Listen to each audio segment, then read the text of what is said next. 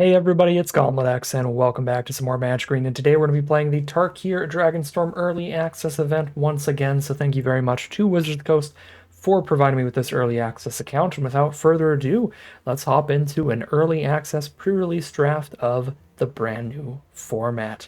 We've got a sweet pack 1 here, lots of powerful options. I definitely recommend in these three color formats like the original Cons of Tarkir as well as Streets of New Capenna, and Ikoria to a certain extent was also a three color format.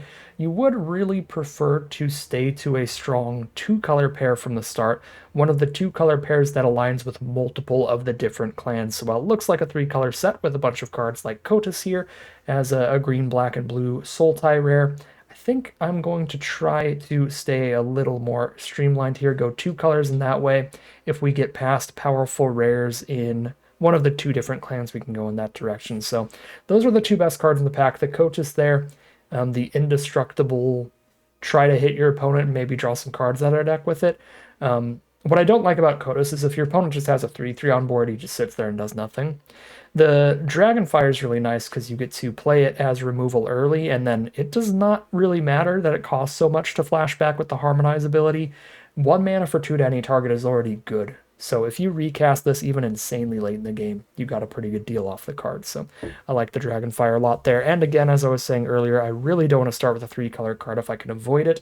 The other thing that you want to keep in mind in this format is that it is based off of enemy color trios. So if I start with a red card and then I take a green card like Attuned Hunter, the awkward part about that is that we're in an allied color pair. We're in red and green. The only clan that red and green overlaps in is Temur, whereas if we're in an enemy color pair, like red and white or red and blue, then we can put those cards into multiple decks. Red and white could go into Mardu, red, white, black, and Jeskai, red, white, blue.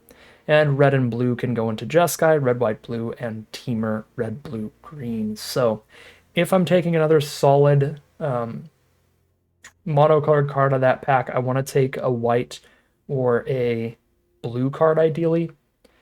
But there weren't really any that are quite as good as the pretty fantastic looking Mardu card, so I do go ahead and lean towards the, excuse me, 3-color card there, and excuse Java, get out of here.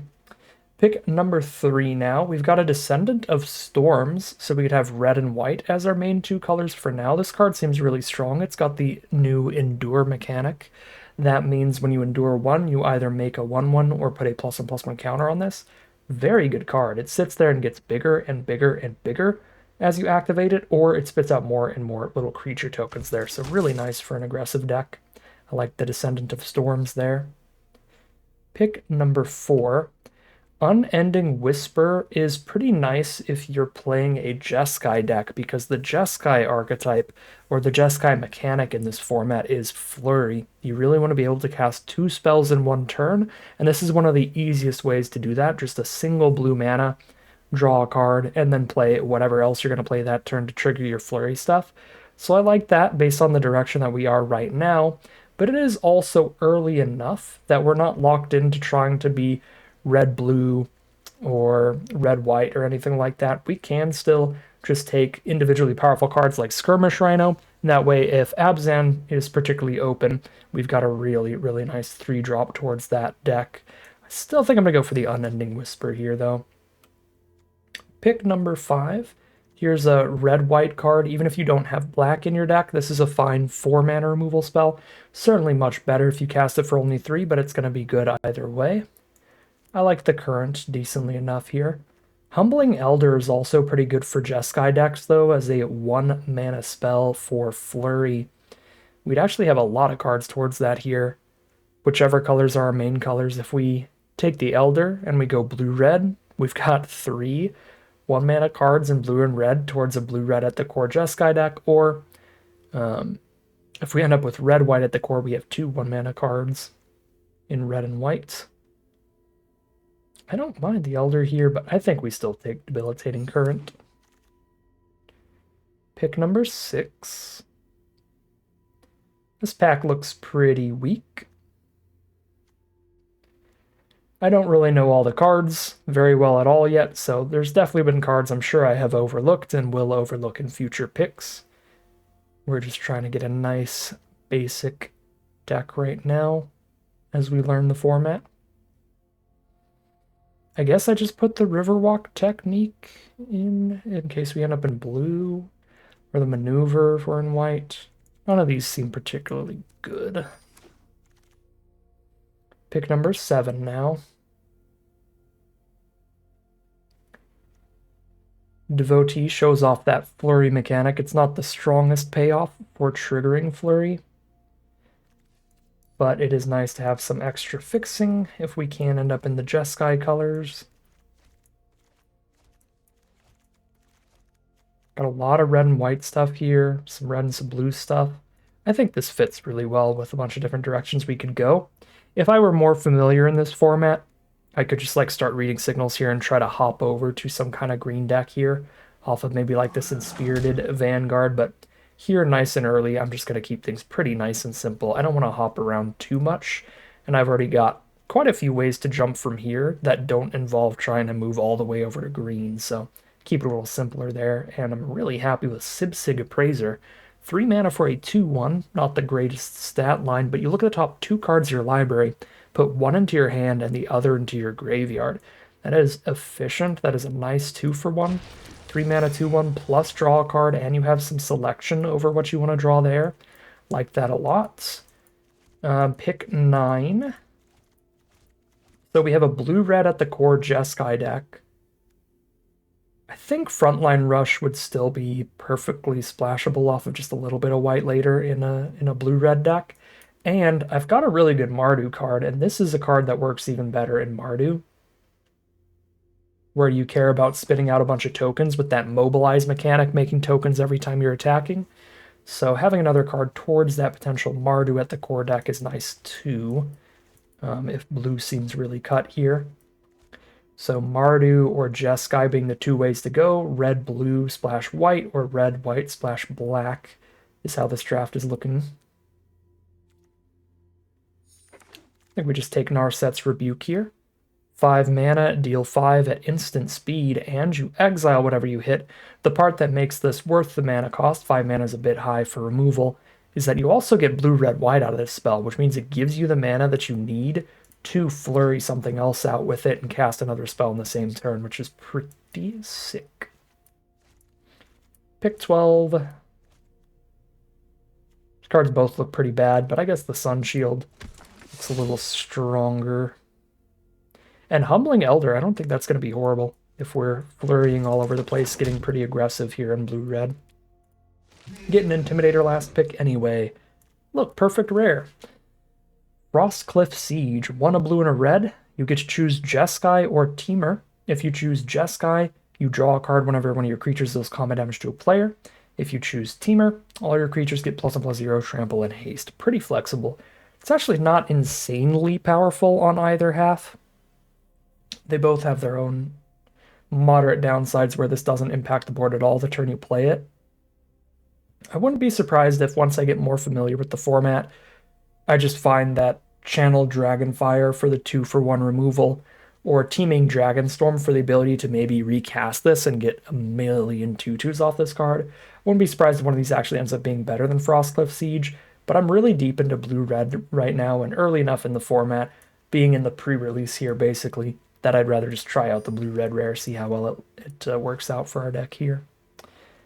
Now we have Aegis Sculptor, 4 mana, 2/3 flying, ward 2, so hard to target it, but 4 mana is a lot.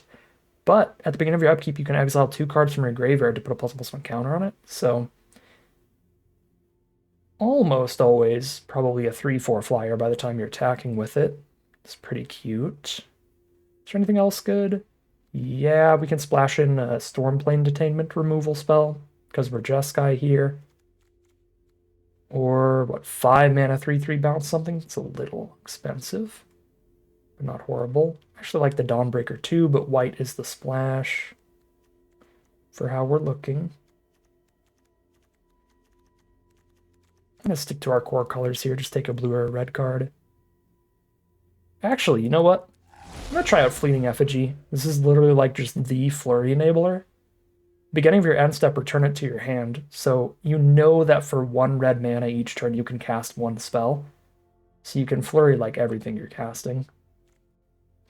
Pick 3, blue-red dual land, definitely good. But there's also a Narset's Rebuke. There's a Pack Beasts, which has absurd synergy with a lot of Mardu cards. You know, giving all our attacking tokens Death Touch and then sending in 3 attacking tokens is great. Anything that triggers whenever a creature enters or dies is also really good with this card. Pack Beast is super, super good in the Mardu decks. War Effort also probably pretty good in Mardu with all the mobilizing you're doing. I think I'm taking Pack Beasts here.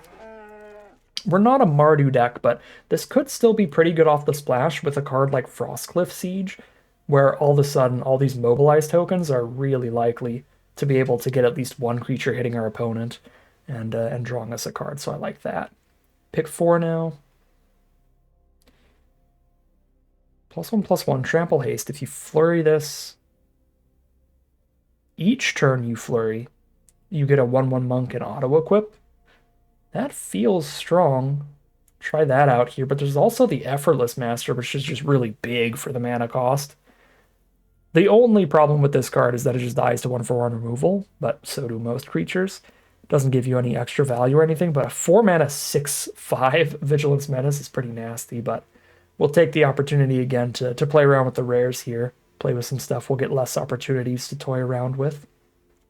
Pick 5, do not mind Ringing Strike Mastery at all if I am a Jeskai Flurry deck, because it's a 1 mana spell to be able to cast 2 spells in 1 turn more often. Seems fine. I need a lot more creatures is what I need right now, though. There's no... Well, there is... That's a 4-drop creature, though. I'll still take the Mastery on that one. The 1-drop spell. But if we see some good creatures, we need to take them heavily. Stillness in Motion, 1 and a blue. At the beginning of your upkeep, mill 3. Then if your library has no cards in it, exile this enchantment, put 5 cards from your graveyard on top. Okay, that doesn't really do anything if we don't have graveyard synergy cards, which we don't in this color pair. So I could play a 4 mana 3/3 with Mobilize 1. 3 mana 2/3 Flying Vigilance if I hit my white source, or just a Twin Bolt. I'll take the Twin Bolt for cheap damage. I don't think any of those creatures were particularly efficient.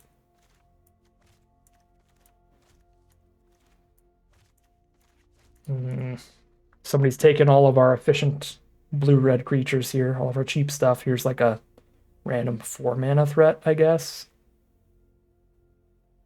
2 1/1 flyers off of 1 card is kind of crazy. It does a lot of mana, though. 2 to play and then 4 to sack. I'll still play Jeskai Monument, though.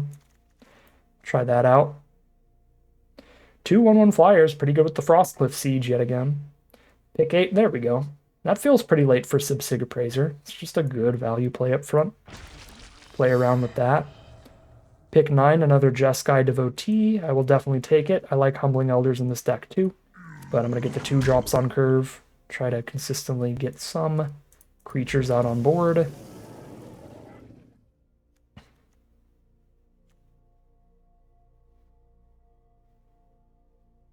I thought I took this earlier. I don't remember what I ended up taking over it, but I thought I had that. I'm going to take the Fixing there, though. Oh my god. Incredible pod to be blue-red. Pretty happy I took the rare, because we got the Effortless Master back anyway. That should be pretty easy to flurry. Kind of expensive to do so, but easy enough. We've got a lot of 1-drops. There we go. That's a 4 mana card that's playable here. Red, white, and 2. So pack 3, pick 1. We kind of missed. Honestly, we kind of missed this pack. I have no dragons drafted yet, so we can't really get a lot of value off of the Dragonstorm. So we're just splashing in a fine white card. You don't want to splash in 2 drops because obviously you don't hit your splash color until much later in the game, so Voice of Victory not super good here. Frontline Rush might be okay because you can still cast that later, but not great. Don't really want another 4 mana Riverwalk technique here. Intimidator I'm not that pumped about. I really want more cheap creatures. I think I'm just taking the duel. Not the most exciting pick 1, that is for certain. Pack 3, pick 2 now. Wild Ride is a 1 mana spell for Flurry. Stormplane Detainment is solid removal off the splash. Another Fleeting Effigy gets us flurrying all over the place. We don't even have the biggest payoffs in the world for Flurry, honestly. I've got like the Effortless Master. We really want to flurry for that card, but that's kind of it. I don't think I need to flurry so badly. I want another effigy here or anything. But what else am I really playing, honestly? Another 5 mana Serpent? I don't know, maybe the Stormplane Detainment. I'll take that here. Get the splash removal.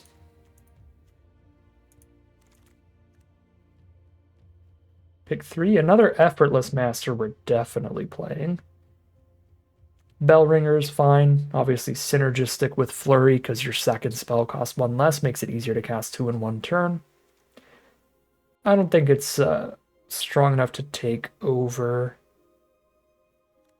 just the Effortless Master guaranteeing that we have that.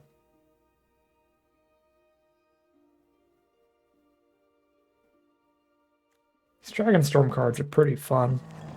It'll be a cool one to build a deck around in the future. Alright, solid 3-drop red creature. Even if you're not a mobilized deck, I mean, this attacks as a 2-3 at worst because it mobilizes itself. It's a 1-3. It makes a warrior. Now it's a 2-3. If you have any other creatures on board, it's a 3-3 at the smallest with just one other card. So I'll play that in a non-mobilized deck, a non-Mardu deck here. Pick 5. Here's some solid cards. Tap a creature, draw a card, a cheap omen to cast towards flurrying, and then also a big flyer to end the game, or 2/4 flyer for 4, or a cheap counterspell, but only counters the really small stuff. I think I like the big dragon more. Actually, this monastery is probably pretty sick. Actually gonna take the monastery on that one. Once you get into the late game, you're drawing 2 cards a turn. Because you can play it until the end of your next turn. So yeah, you're tapping 5 mana to do that, but when you're flooded out, that's pretty good. You can tap that 5 mana, and if you don't have enough untap for whatever you hit, that's fine. You still get to cast it the turn after you activate it.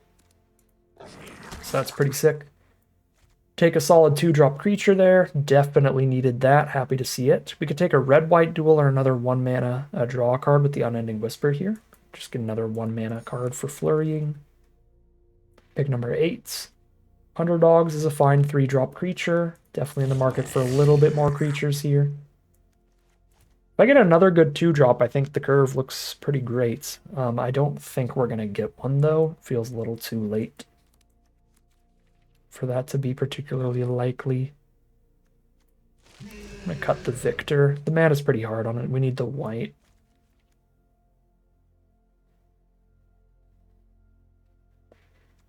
Play an Artisan over an Intimidator or play a second Ice Ridge Serpent. Play some more filler nonsense. Just all the Intimidators in the world. Okay, I get to play an Artisan over one of the Intimidators anyway. Blue, red, and 2. 4/3, draw a card, discard a card when you play it. Maybe better than Intimidator. Probably not better than Artisan. We can consider it for sure. Alright, well. Not the biggest fan of this deck. I don't think it's super powerful here. But I think it was nice to show off one of the kind of simpler ways that you probably want to go about drafting this format early, which is like focus up on your 2-color pair and decide your splash from there into your 3rd color. So here we are, blue-red, dabbling with some white for the Jeskai Flurry deck. I mean, it looks fine, but this just looks like your cookie cutter, bread and butter, commons and uncommons, not that exciting Flurry deck. I don't expect it to do great, but probably not horrifically. We'll see.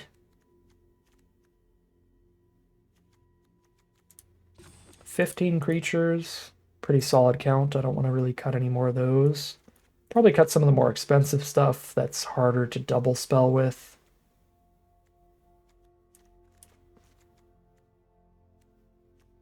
Yeah, I might cut a creature. I think I can cut some lands here. I have a monument to pick up a land. I've got some whispers that cycle away. I can definitely cut at least one. Probably not two. Let's just cut one plains. One Riverwalk Technique and one final card.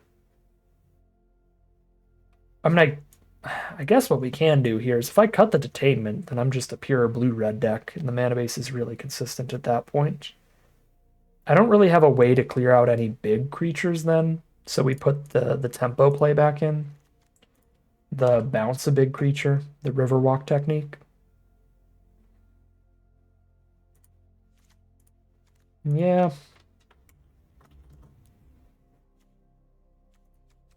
Double check and make sure we don't need white mana at all here. No activated abilities or anything even. Yeah, I could just go full on pure blue-red here.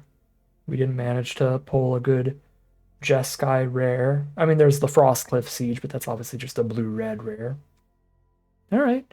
We can just go completely two-color here, just full blue-red. More red cards than blue. Currently, I have more blue than red source. No, I've got an even 50-50 split right now. 15 red cards, 12 blue. I feel like a 50-50 split is fine. That's 9 sources of each. Yeah, I'll stick to that. We'll go 9 sources of each. Got a nice little Is It Flurry deck. Blue-red double spell deck. Cute deck here. It could definitely have some issues against decks with some beefy creatures they could get down early. We don't have a lot of ways to clear out large blockers. I can get rid of a 5 toughness blocker. I can bounce one for a little bit. I can stun one for a while. But not a ton of ways to permanently deal with big creatures. So that's kind of the matchup I'm the most scared of. Outside of that, it looks perfectly reasonable here. See how it plays out for us as we hop into the gameplay. All right. Solid start here for game one, working towards that Frostcliff Siege.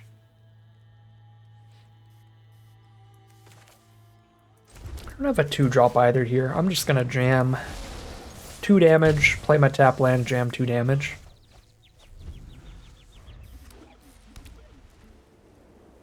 We're playing against Orzhov, black and white, so they could be black, white, green for Abzan, or they could be black, white, red for Mardu. They choose to just draw a card off Deathgorger, just cycle that away.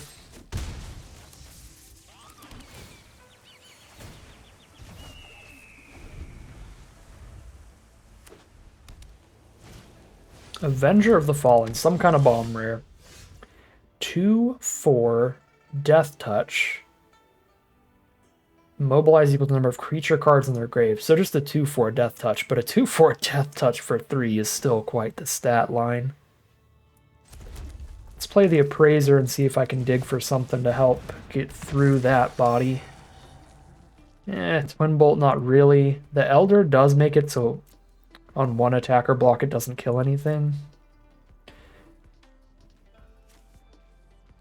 Twin Bolt is better against other cards, but being able to like Elder that when it attacks and maybe block with a bunch of cards seems reasonable.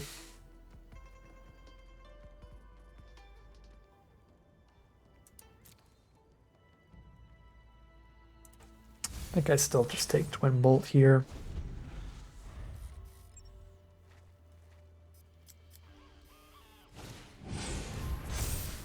Buff it up, it's a 3/5 now.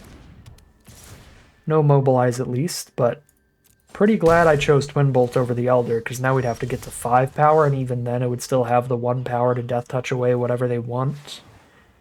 So let's play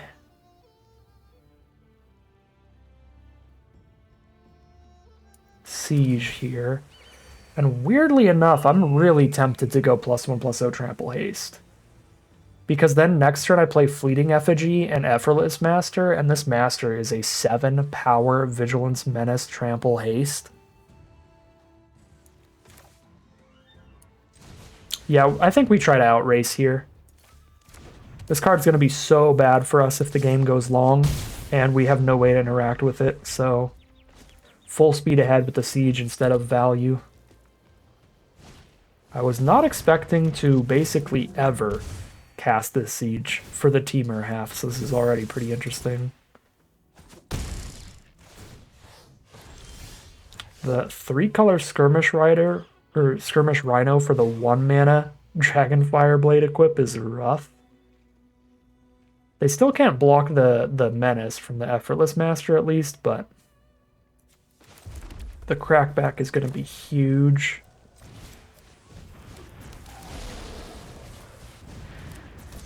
So I can hit for 10 here and lose my Appraiser. I think I have to.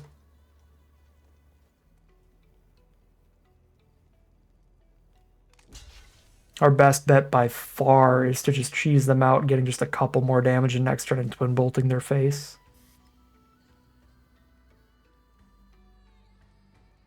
I do not have the removal or the blockers to stop that gigantic Rhino from smacking me in the face a couple times if this game goes long. Nor the Avenger of the Fallen. But now all I have to do is connect for 3 points and we win. Which is pretty possible with the Ice Ridge Serpent also having Trample and Haste. If they don't have removal in their hand, it should be pretty difficult for them to guaranteed survive here.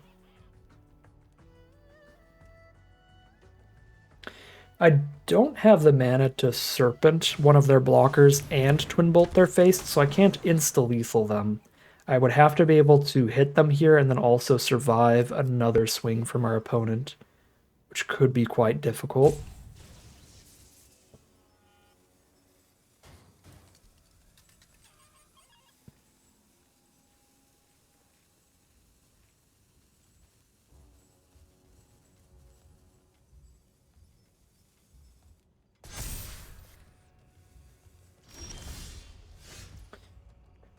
All in on blocks. So, if I underdogs,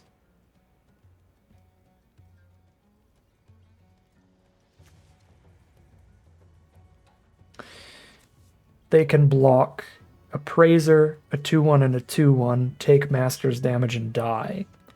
Or they can block, double block Master, block there, take 4, go to 1, and then Twin Bolt kills them. If they have nothing in hand, Underdogs does get lethal, but I think Serpent does too.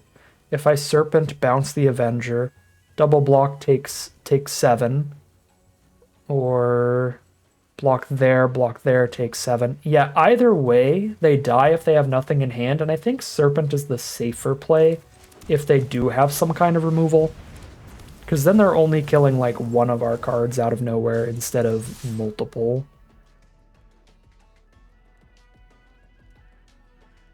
Right, like if they had instant speed removal for Effortless Master, this way at least one of our cards trades well. If I did the Underdogs routes, then they instant speed removal the Effortless Master. They eat my Appraiser with the Rhino. They eat my 2-1 with their 2-4. I guess one of my 2-1s still trades into the Sage, so this way I have a 3-1 trading into the Sage instead of a 2-1 trading into the Sage. Actually, I'm not sure which is better. They're both. A decent little chunk of damage if they do have an instant speed removal spell, and just lethal if they don't. And luckily for us, they did not have instant speed removal, so it doesn't even matter which way we did it. And we start things off 1-0, head into game 2. All right, here we are for game 2 on the play. That's a rough one. That's a forced mulligan on the play. Nothing castable off of just blue mana till like turn 5. I mean, I guess the technique, but what am I doing? Slowing down one card. Alright, we got both our colors now.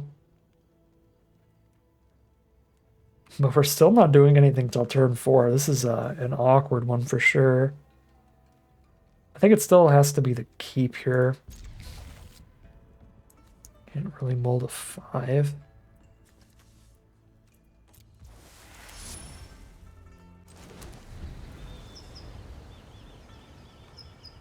So some rough draws to start off this game. Opponent starts with the Roost Seek, grab whatever they land that they want. There's Unending Whisper.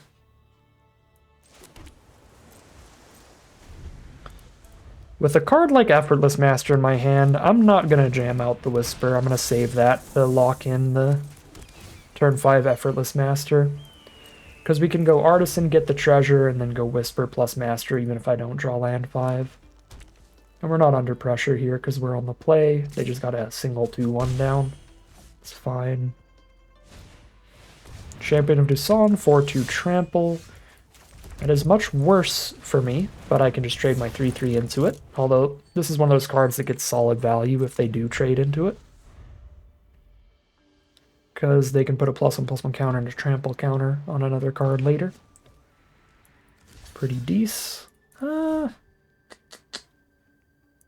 Be difficult to outrace, but not impossible. Might be a better plan here. I've got a big bounce creature coming up to slow them down. Okay, I'm pretty glad I did that, because Kodas doesn't do anything if you can block Kodas well. They only trigger when they damage you, not when they damage your creatures.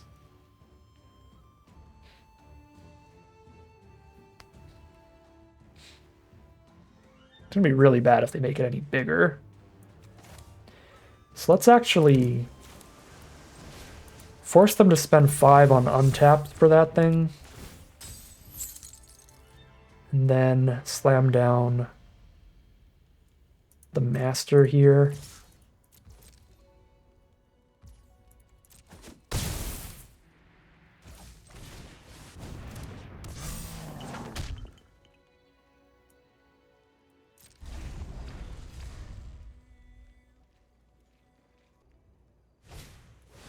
Trade Route Envoy, just a 5/4.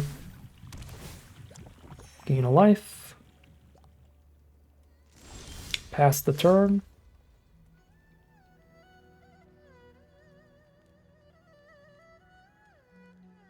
I can kill the champion and the devotee if I bounce the envoy with my master. Draw a card first. Another land.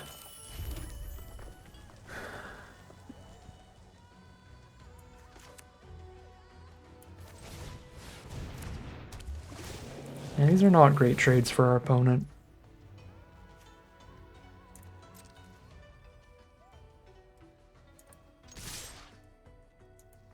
Either trade for the Artisan is fine for them, but the Effortless Master trade is not great.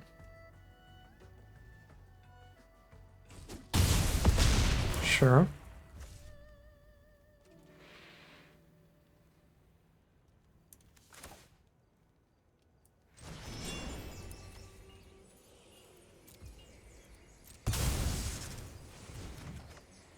Ooh, Frostcliff Siege.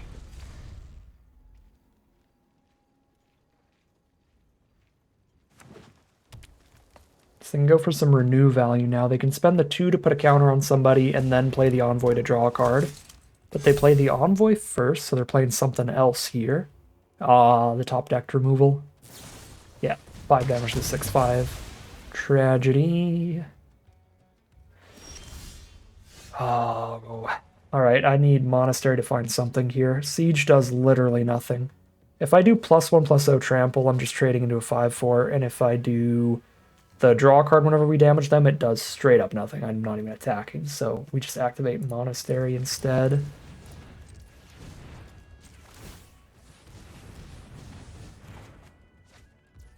Well, that'll be good next turn.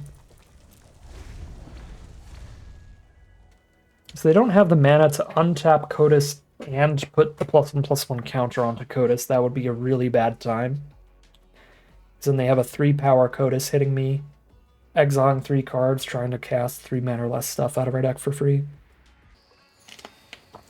Thank the Lord for a tap land. If that were untapped, they would be able to put the counters on it and then go.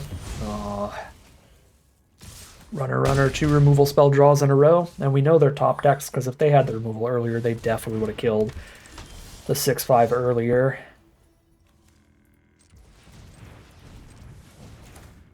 What do we appraise into?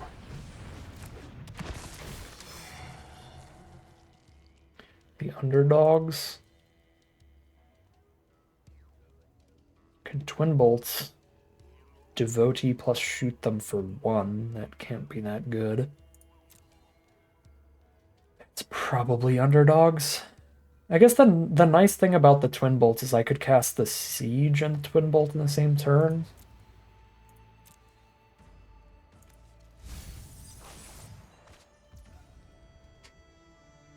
It's probably siege plus whisper here. I'm at 8 life.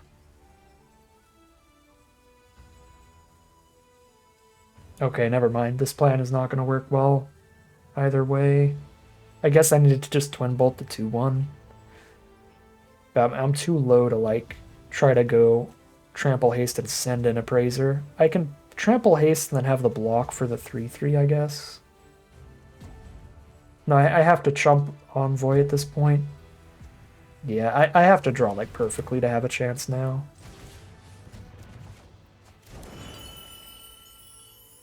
One, 2, 3, 4, 5, 6, 7, 8 damage next turn.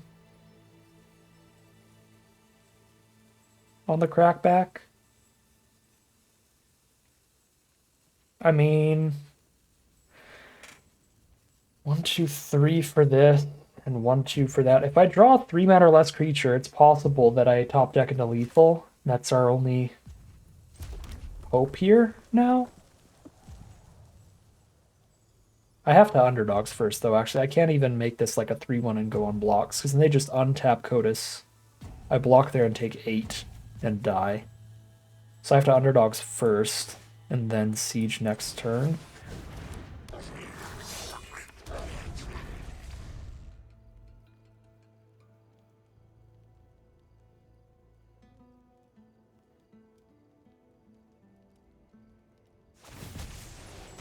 Yep.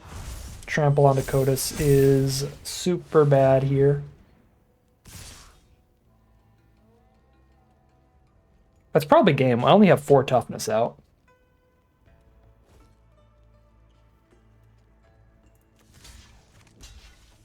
I have to block some more. Yeah. No, the hunter. If it weren't for the hunter trigger, if they had a single less +1/+1 counter here, we would actually have a pretty solid chance this game. Because 1, 2, 3, 4, 5, 6, 7, 8, 9 damage no matter what. No, they have a blocker up. Okay, no, we probably didn't stand a chance. But I really don't stand a chance because I have to also chump now.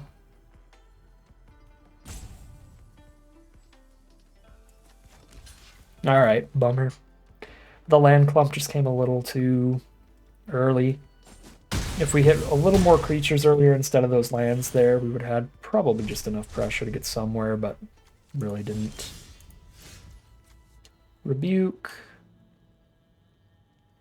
I mean, I can double spell with that. Not that that does a ton for me at 2 life against an indestructible trampler now. Guess I can draw a card off of Appraiser and see what happens. No, that doesn't get me anywhere. Kill the Trampler. Kill the Trampler, play Devotee. I have 3 toughness up total. Block, block, take 4 die. Block, block, take 2 die. Let's see if I just top deck like an absolute champion, I guess. Is all I have?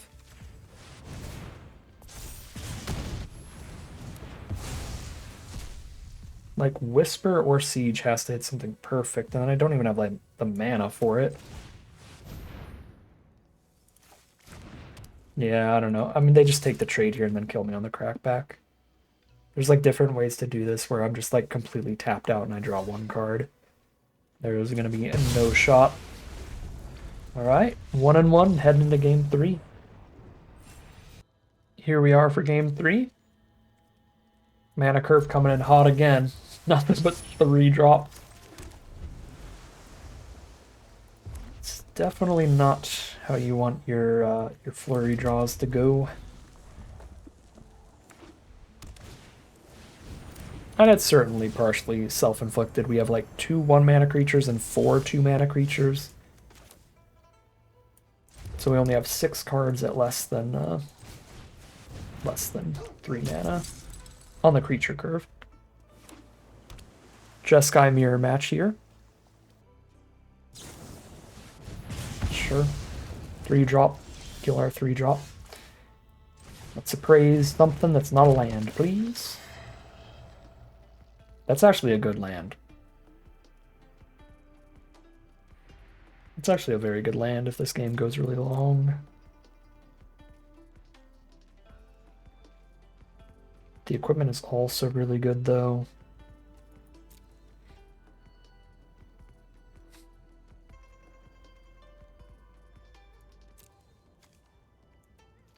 Play with the equipment here.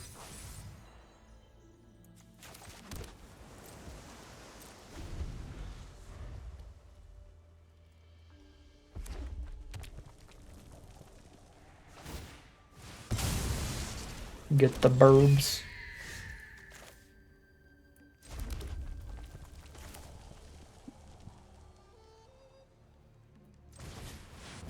Kill a burb. Could also just like play and equip here. It's not bad either. Equip and attack with a 3/2. Trample and haste. Yeah, this makes any creature we draw like a real threat immediately. What is this flurry? Tap a creature? Wow, that's really good. 4 mana, 3/4, pickups on the cost 2 or less no matter what, and then when they flurry, they tap things down. It still gets to use its ability even if it itself is tapped, but in the interest of getting myself a little prowessy monk, let's flurry it up.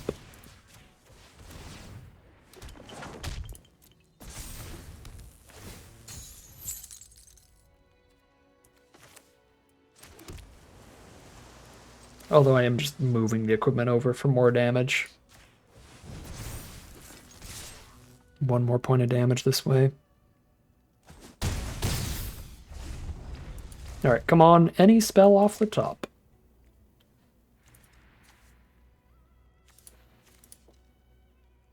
These last couple of games of draws is making me consider a 15-land deck here. But it's like we've had multiple 5-mana spells in our hand each game as well. So 15 feels a little greedy, a little sketchy. I think we've just been getting a bit flooded. It's definitely possible.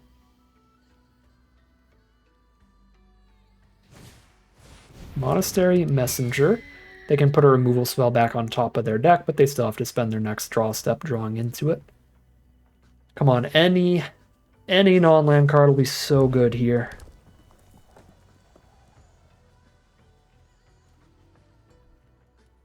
Fingers crossed. They've got the Flurry Effigy as well. Poke me for 2.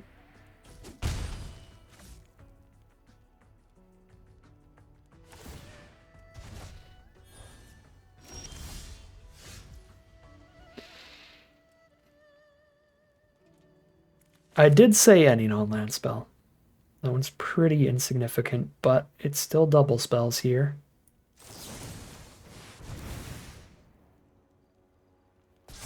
Oh, they've got an instant for 2 or less over there? That's a little concerning.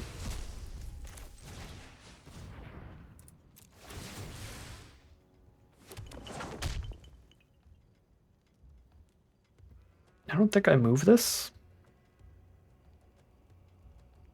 I don't want to trade Appraiser into a bird. Just want to send Appraiser in. Oh. No, I wish I moved it. I guess I still can. I could also hold on to this Elder to flurry again next turn, which is tempting. Because then I can flurry with Whisper plus Elder. Off of the Harmonize.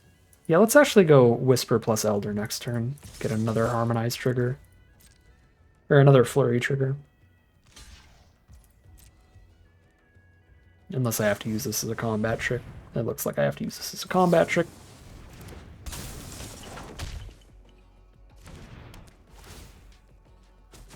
Nom nom nom nom nom. They're down to 9.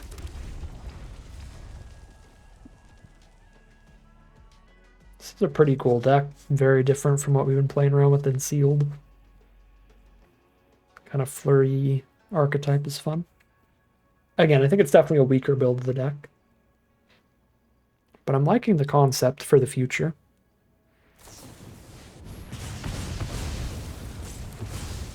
Oh yeah, the Surge is really nasty here. I kind of forgot that it does both. I thought it was like a one or the other, like a Braid or something. Yeah, because it was going to do both, then we definitely should not have been trying to keep Flurry, because there's nothing to flurry into next turn anyway. None of our cards care that we've flurried. He's going to messenger it back on top again. Yeah, just keep grinding out, keep killing our stuff.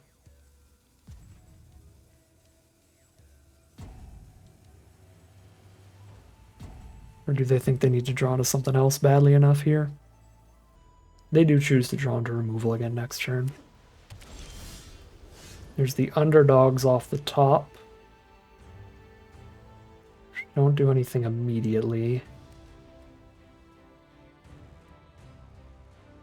Harmonize, tap a 2-power creature. So I still have underdogs mana or the mana for anything I draw into. Hopefully a non-creature spell so I can get the double prowess and then swing. That would be incredible. Nope, just a wee bit of flood.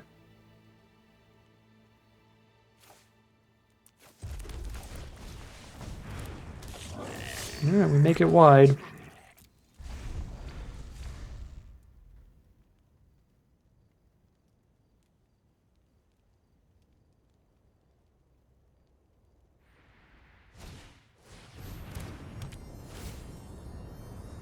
Our opponent has monumented into mana twice, and so they are on 8 lands total.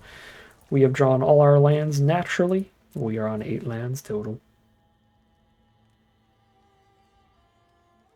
They're down to a single 2/3, and then if they want to get the 1/1 birds, they don't get to blow anybody up this turn, and I can start getting some underdogs damage in unblockably. Okay. Shock Brigade is not horrible. So they can't monument at instant speed. It's a sorcery, so they're planning to just deal 3 to somebody this turn.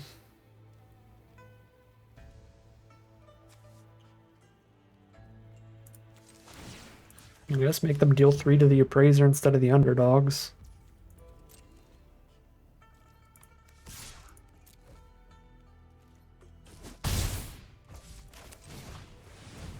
Or just get that damage in. They're down to 7. Oh, right, yeah. Spend all the mana on the untapped Bodyguard. Solid.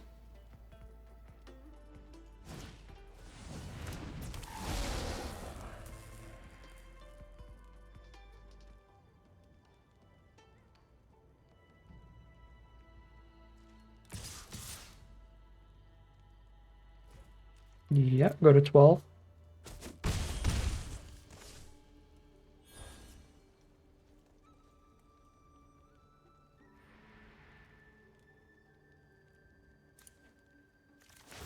I think our 1 enchantment is lethal here if everybody gets +1/+0 trample.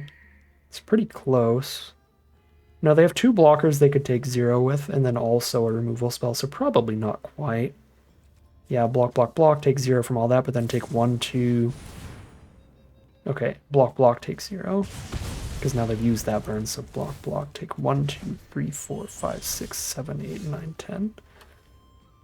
Dragonfire is interesting. 7 mana to recast. I can cast this and recast it. I can put them to 3 and then attack with everybody. They have 4 blockers. That's lethal.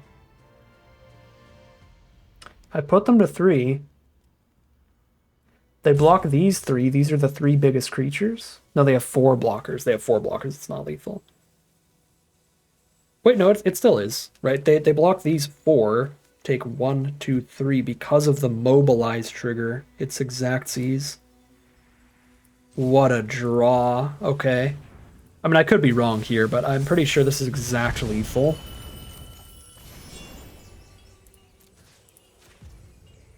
Yeah, there's the holy cow from opponent. Exactly 3. Wide, a board state, just enough creatures here to still sneak in a few points of damage through all those blockers for exact lethal, and that is 2 and 1 heading into game 4.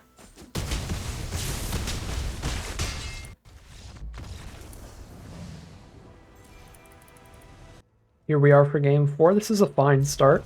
We have not had a 2-drop in hand particularly often, so good to see it here. Nothing to fill out the curve in between, though, unless they play something good for us to Dragonfire. Then we get to Deckbuilding, and then Dragonfire, and then so on.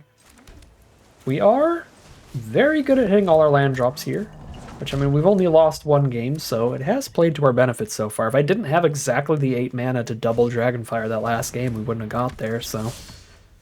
Seems fine. Can flurry here.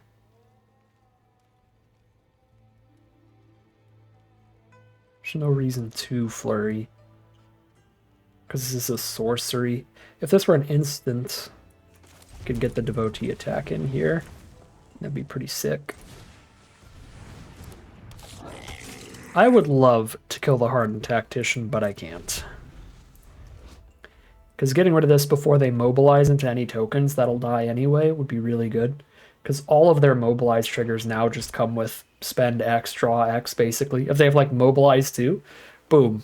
Get the 2 1/1s in that are going to die anyway, and then stack them both, 2 mana, draw 2. Pretty ridiculous. Krumar Initiate also really good. With the Tactician, it spits out tokens for it, and there's 2 tokens for it as well. Effortless Master's an awkward draw here. Because it's basically a third 5-drop.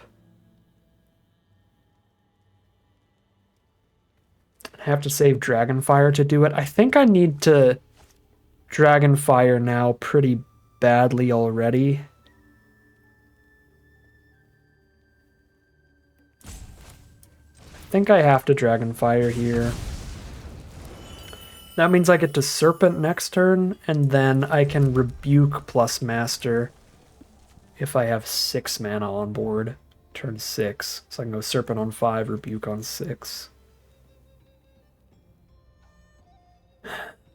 They can double block Brigade with Tactician and a 1/1, and I just kill a 1/1 token, but that stops them from drawing a card off of that token later.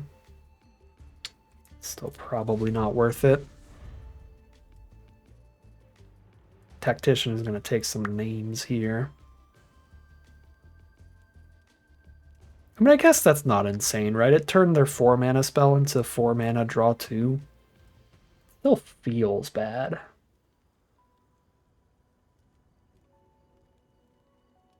Definitely need to kill the Initiate, though. There's just too much flexibility between those 2 cards. Mobilizer. No thank you. Put that back where it came from, or so help me.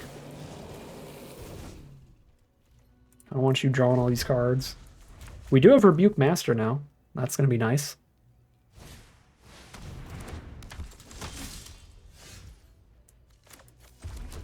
Rebuke the Tactician. Play the Master.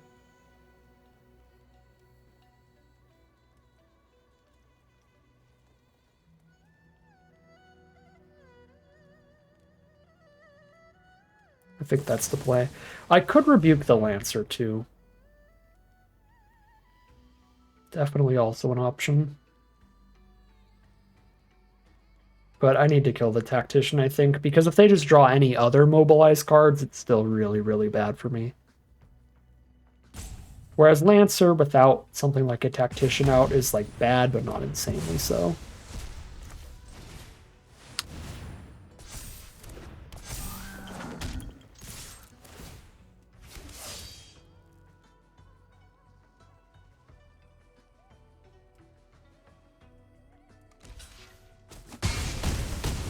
Loving the vigilance on this Effortless Master if it sticks around. I can main phase 2 harmonize a channel Dragonfire for cheap. It does not stick around, which is probably to be expected. They cast no removal so far, so.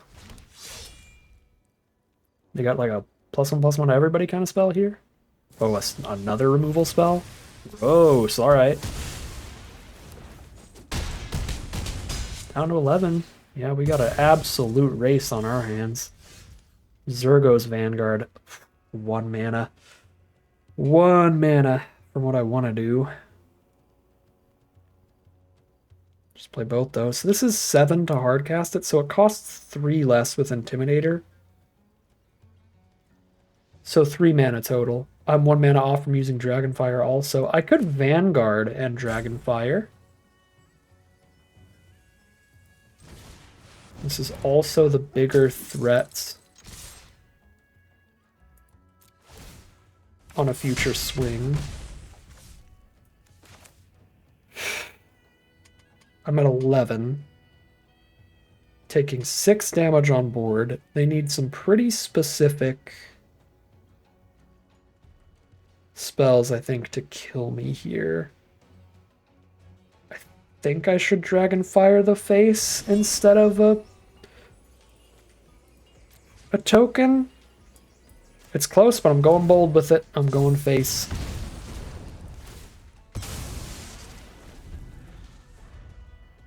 We'll see if they have lethal here. Oof, Stormsinger, make me lose a life whenever one of their creatures dies. That's going to make it really hard to be cracking back for lethal. Because, yeah, they gain the life here, too, so they're at 10. I don't know how much damage this is, but I die next turn no matter what I do, so we just send, right? 1, 2, 3, 4, 5, 6, 7, 8, 9. Oh, wait, that might be Xaxes. It might actually be Xaxes here. That would be pretty funny. I think it's Xaxes. Oh, it's overkill. Okay. We take those. Pretty sick Mardu deck from our opponent, so another just very good showing from the blue-red deck. I really didn't think this looked that special, but it has been playing perfectly fine overall.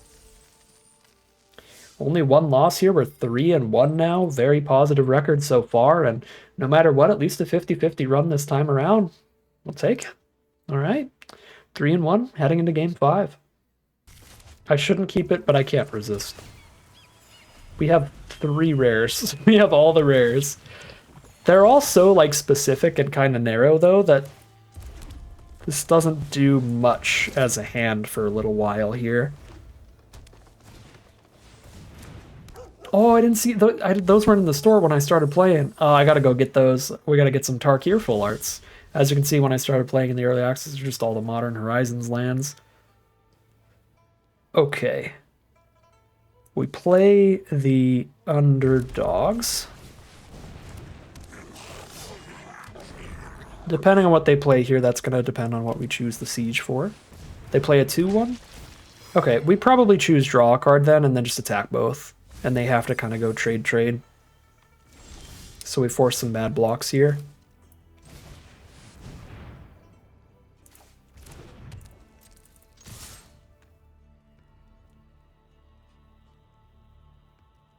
These aren't like horrible blocks for our opponent, but I think forcing them feels nice.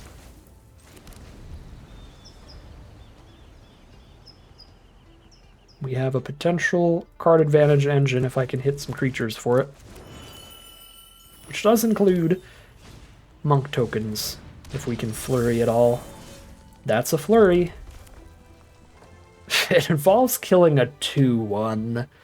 But I think flurrying is worth it, because I kill the 2-1 and then I haste the prowess out. Hasting the prowess means that I draw a card here.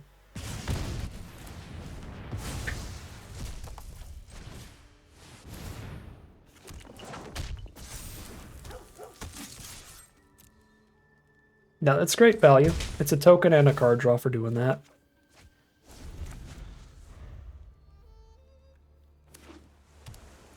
Five mana from our opponent's Sultai deck with their crazy dragon lands.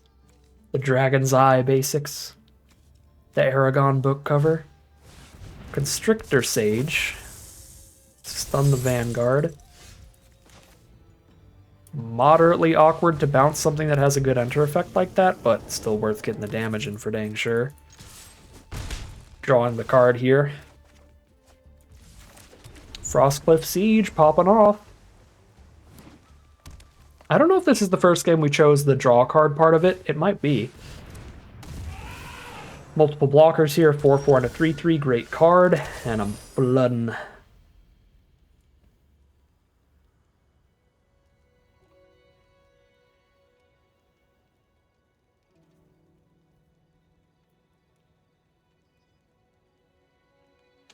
If I move the cutter to the Vanguard,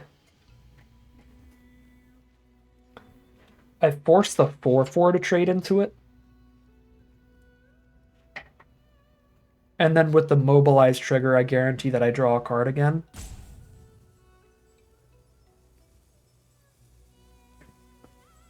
Draw a card at the cost of a monk token, basically.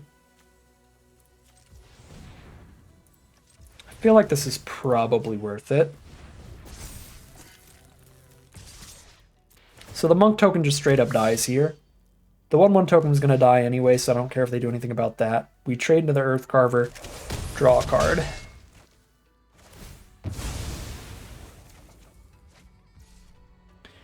Not the draws that I want.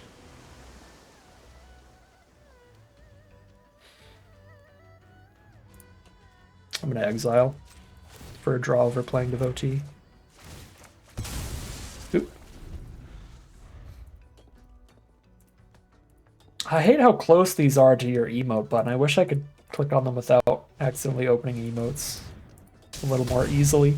So I like these little soldier cards. Alright. Opponent's got the 2/1 removal, destroy something, pick up a creature from grave, and it's the creature that spits out another body. So that's pretty horrible for us. Draw a card off the Whisper. Hey, we're definitely drawing a card this turn then. It's the way we've been drawing, though, probably a land, but we'll see.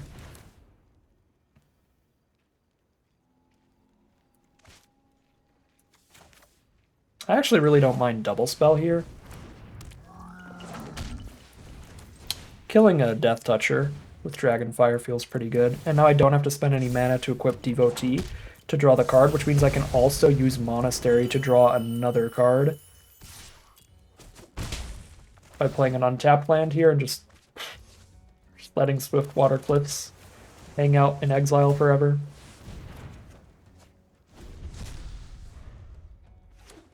This is fun. We're jumping through hoops here. Our opponent is loaded with a bunch more blockers to play, so I don't think we're in a particularly good position as many, you know, crazy Rube Goldberg machines as we have going on. But it is fun. It will be a fun loss if we do lose. Effigy locks in our ability to double spell pretty much every turn now.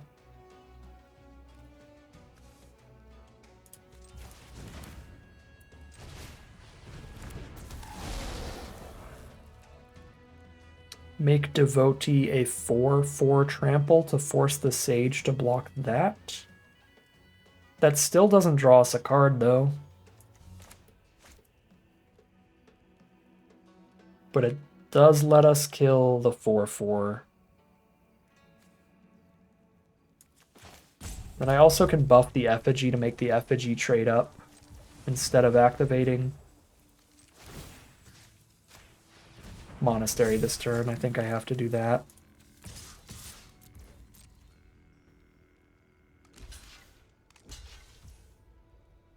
Can only win one of these combats.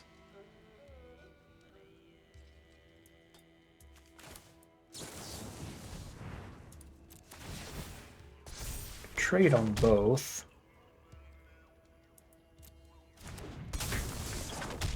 I can keep my Effigy or I can keep the Devotee. With the amount of mana I have, I kind of want to keep Effigy for Flurry.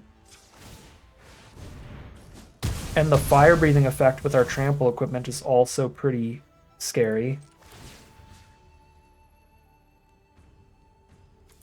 Put it on a prowess card here.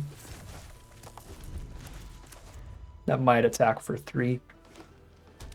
Versus the Elder definitely only being 2.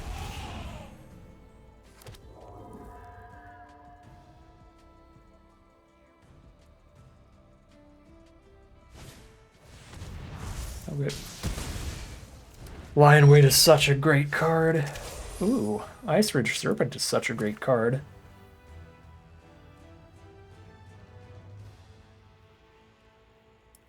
Whee!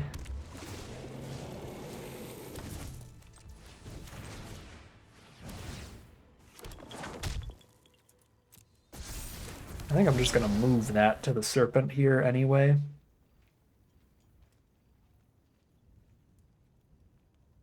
Right. I could buff Effigy if they block with Earth Carver. Could just attack all. Lose one of the little dorks and then be fine with this.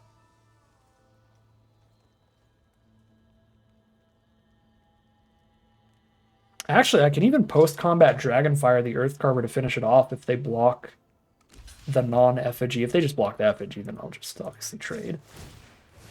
No Dragonfire required.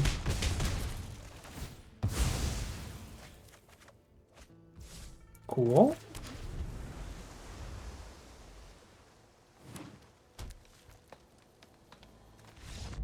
They scoop. They're over it. I don't know how that happened. 1,000,002 for 1 pick up, kill a thing, pick up, kill a thing. 4/4 and 3/3. But we're drawing 2 cards a turn also, so we were 2 for 1ing every turn too. Steel Cutter went pretty ham. Super spicy stuff that game. These weird build-aroundy kind of rares here. All working really well together that game to pull off the victory against the big grindy Sultai deck, and we are now 4-1, guaranteed a positive record out of this draft, heading into round 6. Here we are against IGN. Time to bully the brand. Silence brand. Silence Corporation. I want to be really sad if we lose this game. We have to beat IGN.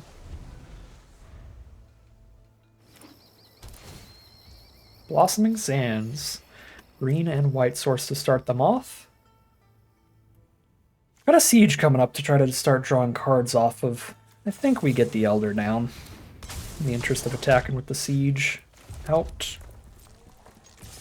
I could have waited, played it at the end step of this turn, but then if I top decked a 2-mana creature, I would rather have both out for the Siege. No 2-drop, no 2-drop, no 2-drop. Shoot. Oh, and it blows up my Siege. We have found the one game where I desperately want to draw lands. The running theme all of our previous games was drawing a whole bunch of mana.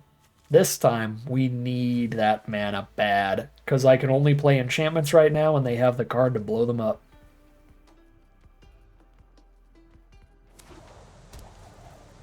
And it would be horrible to cast Mastery on the Leopard, because then if I play any other artifact or enchantment later, they just get all the value off of it, and I've just 2 for 1 myself. Formation Breaker. Okay, now I think is a perfectly fine spot to Mastery the Breaker to see if I can get them to sack the Leopard to save the Formation Breaker. Though I also have Riverwalk Technique I can just hold up instead, so that I can wait till I hit a 5th land so I could play the Mastery and the Master at the same time. It's in the name. That's how they tell you the synergy right there.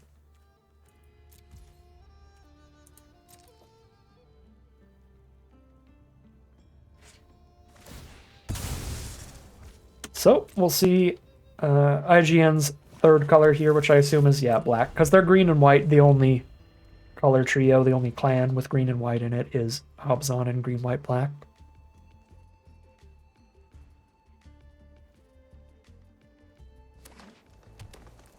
Cast a very strong non-creature spell, please.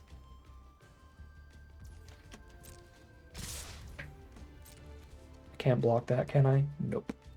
Down to 14. Man, the vigilance on the leopard's been kind of annoying too.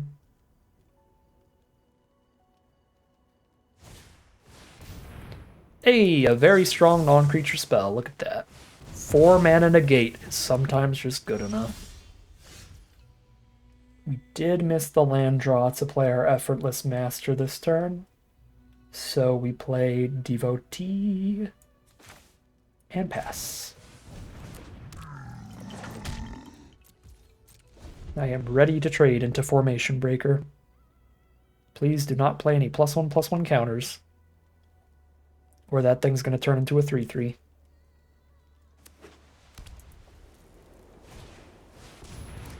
Well, they didn't play any counters, but they did play Oblivion Ring. So I have no blocks again. I go to 10. I'm just going to die to 2/2 power creatures here.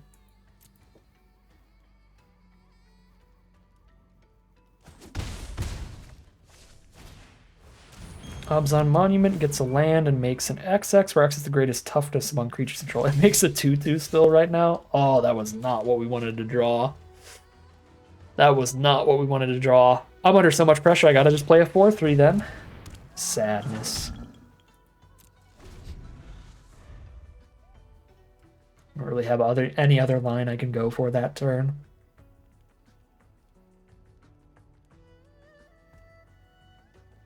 That's the funniest part. I'm literally only getting hit by 2 power creatures, but that's still pressure with how long I've just been sitting here not blocking off the Humbling Elder. Skirmish Rhino. 3/4 trample. Beef. Beef right there. That makes the Monument make a 4/4. That's the land we need for the Flurry for the next Effortless Master.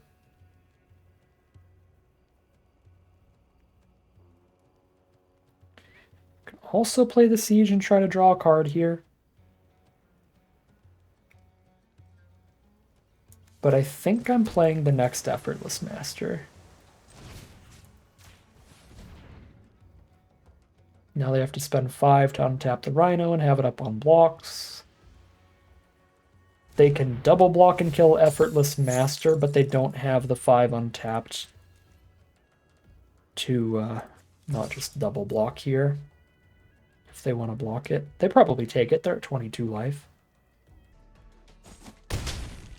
They do take it. Here's my 6/5 Vigilance Menace.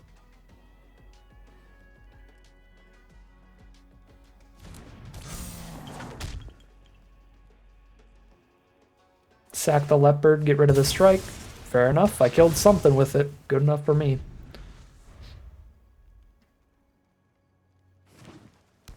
Play a land for turn. They've got 2 cards left in their hand. If just one of those is a way to kill our 6/5, we're going to have a problem. It's a 2/1, which I guess sort of technically could kill the 6/5, but because of the menace, can't do it super well. Okay. They have more than a high enough life total here that I don't think Trample Haste is super profitable with the Siege. Trying to draw some cards is fine. They would have to block with their entire board if I just play Siege and attack with both the Menace cards. But they probably have profitable blocks, right? This is a 6/5, they block with a 4/4 and a 3/4, they eat that up, and I only kill one of those 2, and then, like, sure, I'll kill the small stuff, but yeah, I don't think we actually have particularly good Siege attacks here. So I can Serpent away the 4/4, then the 6/5 kills both of these, or both of these, and either's pretty good for me. The 4/3, though, they could double block with the 3/4 on a 2/1, I only kill the 3/4. That would also not be the worst, honestly. It might be Serpent attack all, but it's definitely at least attack with the 6/5. I think I'm going to attack with just the 6/5. If I attack with both, and they block the 4/3 with the 3/4 and the 2/1, I only kill the 3/4. So then they can double block the 6/5 with the Death Toucher and the other card next turn. This way we get to keep one of the Menacers. even if it is the smaller one. Well, never mind. Top deck another Abzan Monument. And here comes the big booty, the 4/4. I am locked in to draw a card off of the Siege, though.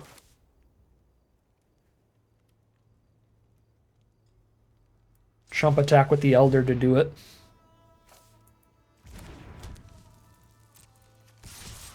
Yeah, they double block the Master. I kill the 3/4, the 4/4, I get 1 damage in and draw a card. Or they single block this, don't lose anybody, but I hit them for 4 and draw a card. Sure. Draw the card. Land. I can double Whisper here, so I'm not going to want to block with Master anyway. Blue and 1, yeah, I do have to choose Master to afford this. Another Whisper. If I draw any Flurry cards, we have Flurry at the ready.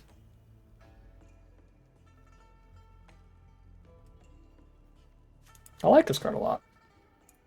Seems nice in Flurry decks.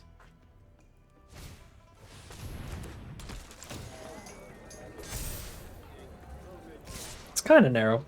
Probably not great in every deck. Okay, that was a gross draw. Forcing a chump here. If they could only attack for 7, I could just like let it all through, but hitting the +1/+1 counter, forced chump, that's pretty brutal. Gross.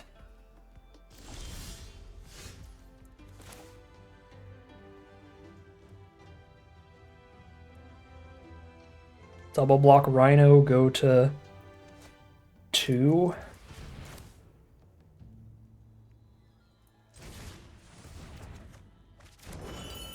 Oh. I need them to miss this draw step.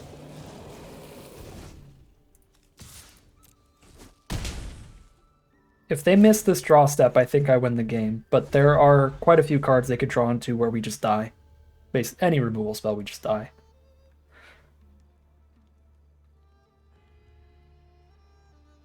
But if they just draw like a land here, I think we've won it.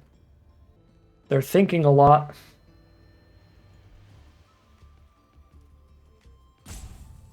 Thinking is a good sign.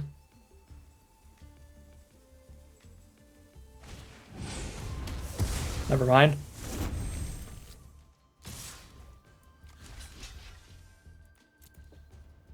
Well, they top deck the removal, so we do indeed lose. I mean, I go to 1 life, technically not dead, but I can't come back from this board with these cards. The 4 power trampler, no instance. I need 4 toughness, blocking that. 1, 2, 3, 4, 5 mana after the cutter. I don't have enough mana. I could play Cutter, play Artisan, get the treasure token. Then I have 2 mana up, which isn't enough to do anything. I need 4 toughness and a blocker for Merchant, and there's no way to do that. I could have 3 toughness and a blocker for Merchant, and then die to trample.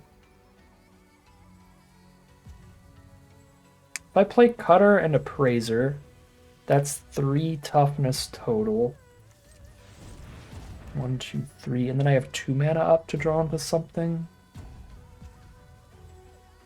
I mean, I have to draw into something as my only hope. So we do play the Appraiser no matter what, right? Is there a play that involves playing the Appraiser and not the Cutter? Artisan plus Appraiser leaves me with 1 mana up. Are there any 1 mana draws I could have that are relevant? Channel Dragonfire, but that kills the Merchant, and that's a 5 power trampler. And I have these 2 up. That's 4 toughness. That wouldn't do it. No, Appraiser has to hit straight gas. I think I have to Cutter first for a 2/2 blocker for 2. And then play Appraiser. And then I need the top deck to be another 2-mana 2/2, basically.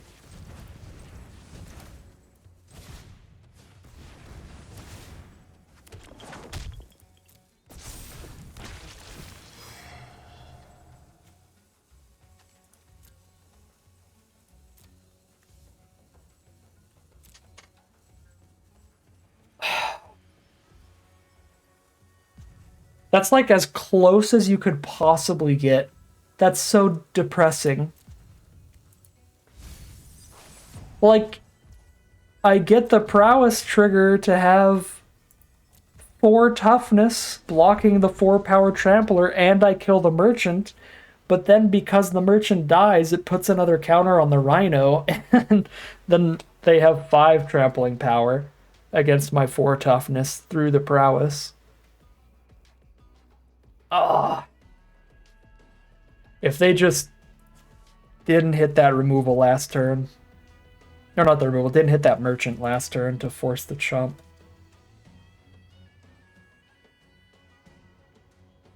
Or whatever they hit last turn, I already forgot.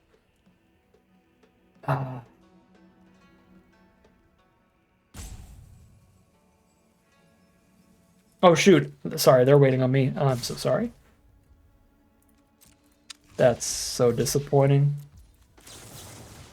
Can't believe we lost to IGN. Gross. By exactly 1. 4-2. Heading into game 7.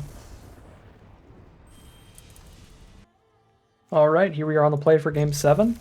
This is probably our most aggressive draw yet. Pretty into that.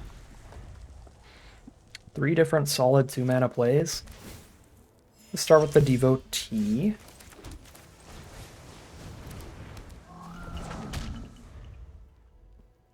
Actually, maybe should have started with Brigade. They're both the same amount of damage, but Brigade's a little easier to get through with the Menace. I think turn 4, we get to go like Cutter, then Twin Bolt, and get the Prowess card too. Strategic Betrayal, sure. Unending Whisper, ooh. Never mind. I get to Cutter right now. Maybe double spell every turn for the rest of the game? Maximum flurry value? Yeah, we are on the path here. Oh, I need another red source. Yeah, if I get a million blue and no extra red, that's a problem. I need double red to play both of these spells, but if we hit the mountain, we are just going here. Oh, wow. We pull out a full-on removal spell on our token? That feels good. Okay, I have literally nothing but red spells in hand and just 1 red source, so we've got problems.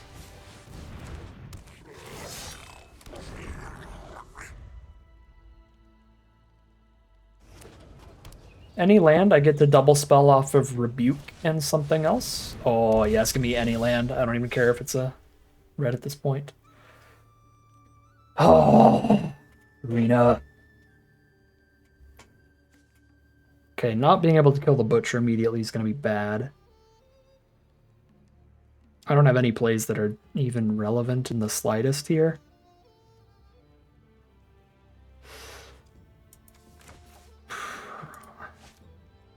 Probably am still supposed to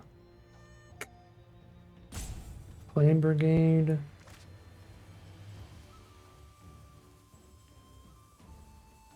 I could unblockable 2 damage in here instead. Can't be right. Man, it's unreal how absurd of a position we'd be in with a second mountain.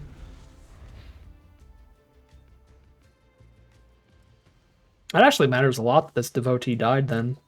If we played Brigade first, this game would win a lot better.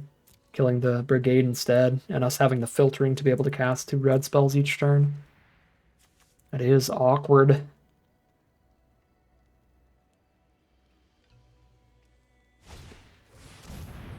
Another solid Mobilize card. I care less about killing that one, though. 3/3 Mobilize 1 instead of 4/4 Mobilize 2. Also, you can never block the tokens because they all have Death Touch. Good luck.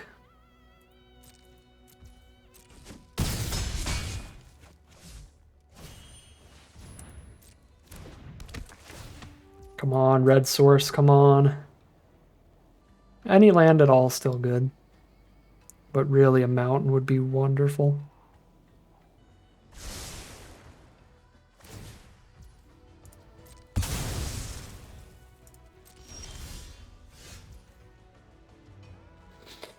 I mean, if I could even draw blue spells instead of red spells, I would have a shot of double spelling.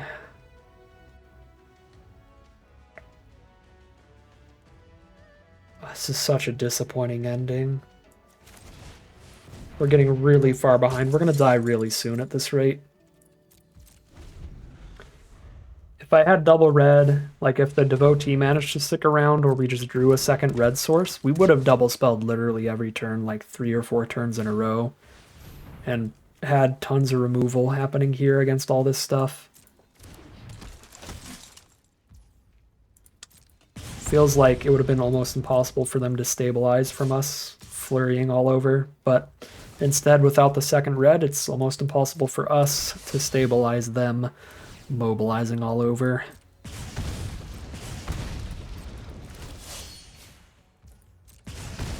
Ah, it's such a disappointing ending to this this draft here.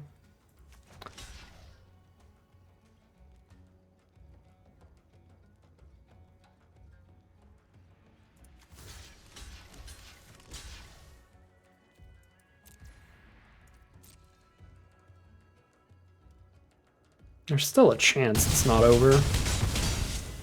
6 is not 0, and they are out of mobilizers.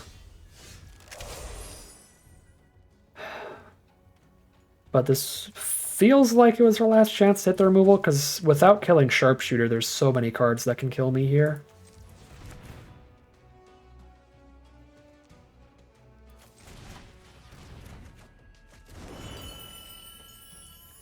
There you are.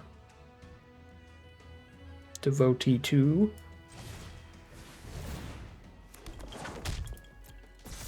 Okay. They only have 2 cards in their hand. This is definitely something.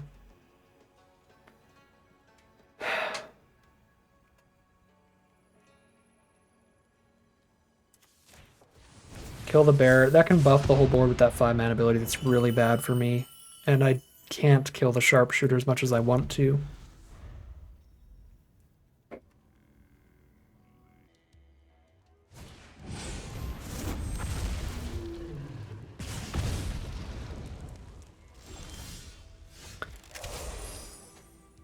Oh, man.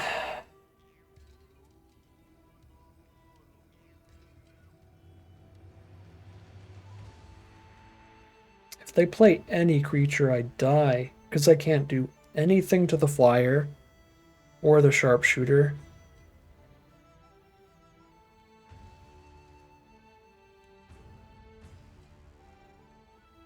I guess because I'm dead to them playing literally any creature, I might as well see if I can't Twin Bolt off something here. Because attacking with one of my ground troops doesn't change whether I'm dead to like 1 removal spell next turn. I'm dead to them playing a single creature, single removal spell, just a million things regardless.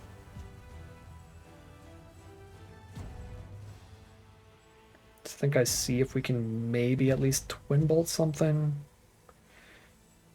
We probably can't.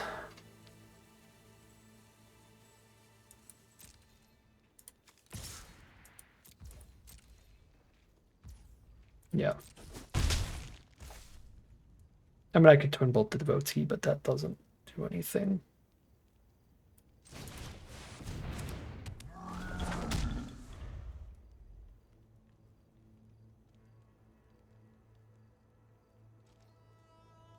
Yeah. Tragic ending here. The mana draws were just brutal, though. Yeah. That's frustrating. Because we can see exactly how it would have lined up if I just had double red, double island there instead. Or if I hit land 5, like we still had a solid chance of stabilizing. Killing the Regent, playing another spell there. Brutal. Brutal mana draws on that one. I think the only thing we really could have done particularly differently was to play Brigade first instead of Devotee. That way, if they had 2-mana removal, they throw it at the Brigade instead of the Devotee, and then this is still around and we have that mana filtering. But like with 0 information turn 2 of the game, it is pretty much impossible to say that that's a punt of playing Devotee over Brigade there. Because they have to have the cheap removal, be willing to use it against a 2-mana 2/2.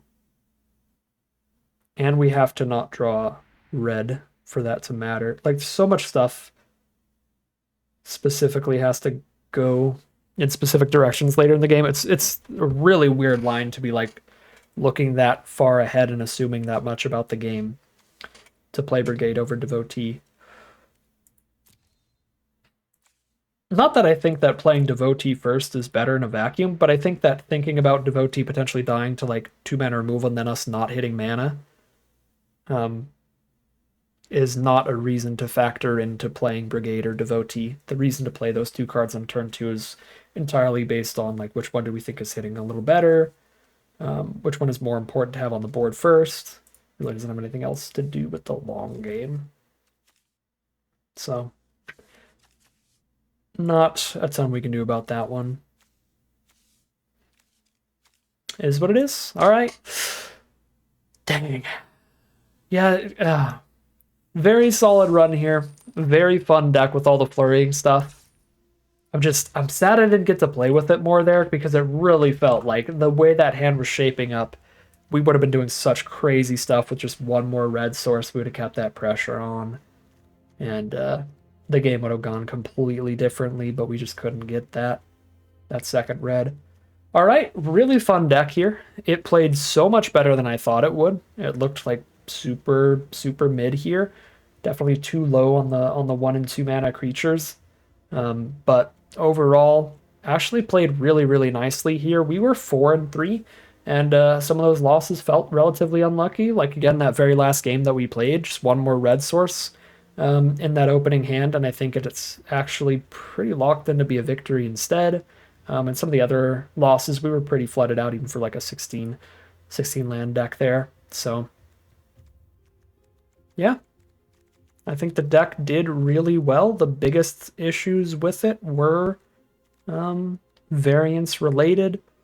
The biggest issue with the deck itself that we could control is probably the mana curve, get some more 1/2 mana cards, and maybe some slightly better removal would help it out. But overall, very happy with this one.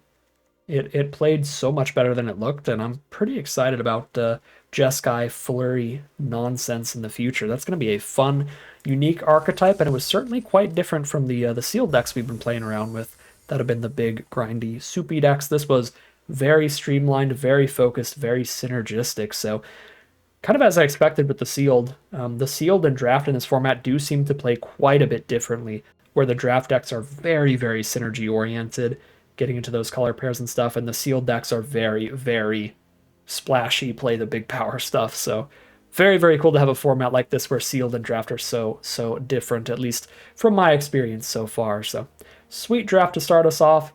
Not as great as it could possibly be, but not bad at all there with a 4-3 run as the end of this draft. But that is going to end today's video. As always, I'd like to thank my patrons and YouTube members for their support, as well as you for watching the video. If you enjoyed it and you're interested in seeing some more, you can always like, comment, and subscribe to tell the YouTube algorithm to send you some more in your recommended feed. If you'd like to catch me live, you can check out the Twitch channel in the link in the description below. And if you'd like to support the channel directly, you can check out the Patreon link in the description below. But other than that, as always, thank you very much for watching, and I'll see you again soon for some more Magic Arena.